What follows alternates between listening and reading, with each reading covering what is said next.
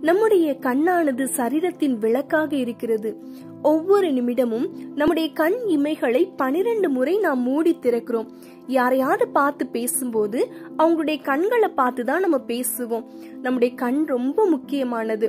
இந்த உலகத்துல வாழ்கிற 95% உயிரினங்களுக்கு கண் பார்வை உண்டு. உலகத்துல வாழ்கிற 39 மில்லியனுக்கு அதிகமான மக்கள் கண் பார்வையற்றவர்களாக இந்த உலகத்துல வாழ்ந்து கொண்டிருக்கிறாங்க. கண் பார்வை உடைய நாம் எப்படிப்பட்டவர்களாக இருக்கிறோம்? வேத வசனம் நமக்கு சொல்கிறது, உன் கண்கள் நேராய் நோக்க கடவது, உன் கண் இமைகள் உனக்கு முன்னே செவ்வையாய் பார்க்க கடவது. நம்முடைய கண்கள் எப்படிப்பட்டதாக இருக்கிறது? கண்ணிருந்தும் குருடர்களாய் தேவையில்லாத அநேக காரியங்களை நாம் பார்க்கிறவர்களாக இருக்கிறோமா? தொழில்நுட்ப வளர்ச்சியின் காரணமாக உலக பிரகாரமான அநேக காரியங்களை நம்முடைய கண்கள் நோக்கி கொண்டிருக்கிறது. ஆனா கர்த்தருடைய கண்கள் நம்மை நோக்குவதை நாம் மறந்தே விடுகிறோம்.